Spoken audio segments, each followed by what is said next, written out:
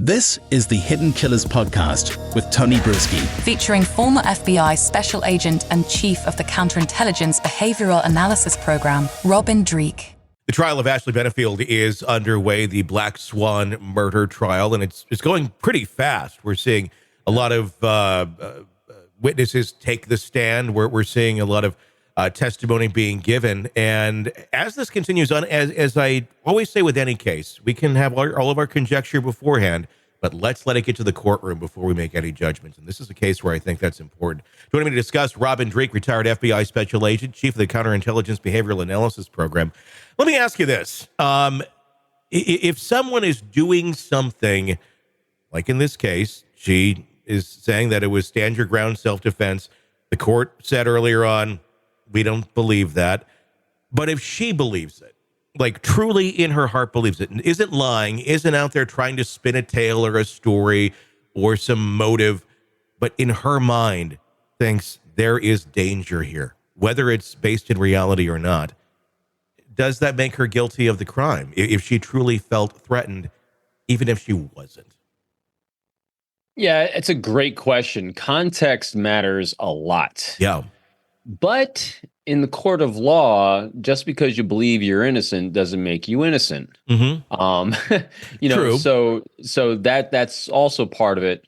But I think when we're going for an understanding her mindset, that's an important factor to understand.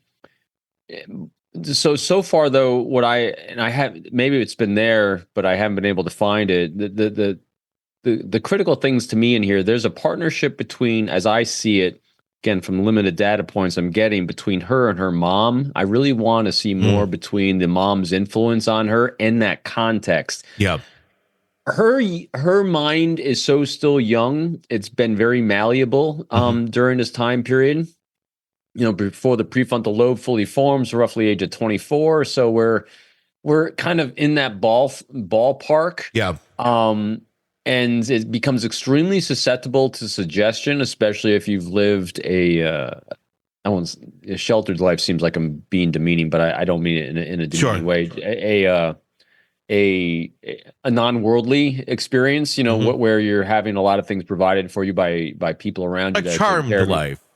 There you go, a charmed life. And so, when you bounce or possibly bounce from, a life with mom to a life with a guy with a lot of money that is promising all these wonderful things, I think potential divided loyalties happen here because, again, this is just from what I'm seeing, because all of a sudden, we're seeing instances where she's going to court to do battle potentially, and all of a sudden they go home together. Mm-hmm. And then all of a sudden it's not snip, snap, snip, snap. So that's why this is really kind of crazy. That's why I still haven't seen the reason for her behavior come out. And that's why I'm so curious about the relationship with the mom that I haven't really seen too much yet. Well, it's interesting when you just kind of look at the behavior, and it's easier to understand Doug's behavior as well. Because he believed he was going there to help her pack things up. They had an agreement. They were getting back together. They were going to go back to Maryland, I believe. And that's what was going on in his mind. But she had already, in the background, talked to her attorney and had set this whole thing up of, I'm scared. I need to have some protection here. I need to go somewhere where I'm going to be safe. But at the same time is telling him to come in and invite him. It's, you can't have it both ways, is the reality of it.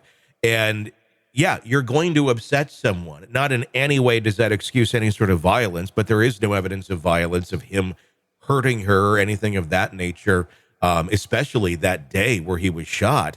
But yeah, you're going to make someone a little bit upset. If they came all the way across the country, they're going to pack you up and you're all thinking you're getting back together and suddenly you're not? Like, what is going on here? But then if you look at the heat of that moment of, if he got upset, maybe said something. And if she's perceiving that is going to turn into some sort of violent outburst, whether there's evidence for it or not in the past, if she's perceiving that, and through her spectrum of viewing all this, feels she's in danger, gets that gun out, and obviously she's fairly impulsive, and then fires at him. Is it stand your ground, or is it cold-blooded murder? I mean, it all kind of goes through the spectrum of what is she thinking at what time.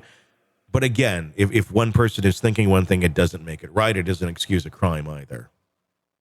Yeah, I'm still going back to her inconsistent behaviors. She has very incongruent behaviors. And so when someone, in other words, as we've said numerous times, life follows a behavior arc, and which is very predictable, reasonable. And even when you get slight little outliers, those outliers from someone's behavior are caused by events, individuals, actions that cause an outlier, but then we come back center again to our normal behavior.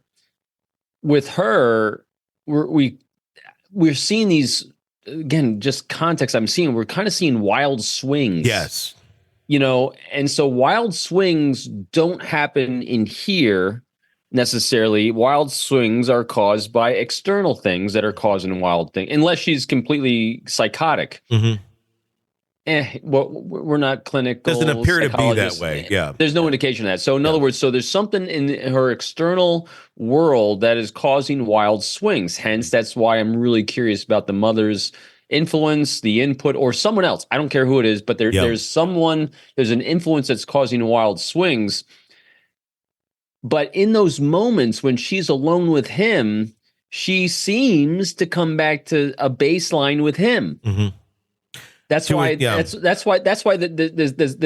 murder, the self-defense thing is really strange to me because now, granted, now we got to give an optic from his point of view. He's glasses half full. He seems to have rose-colored glasses when dealing with her, because from what we're seeing, he seems to only see her in this one arc, and then he's seeing a wild swing. But then the wild swing's happening when they're apart. But when they get back together again, it's kind of back to normal again, huh? See what I mean? So it's only when they're apart that she kind of deviate. What's happening in those moments? But see what I mean? So that's why it's kind of convoluted. There's a piece to this puzzle with input that's going into her brain that I haven't seen yet.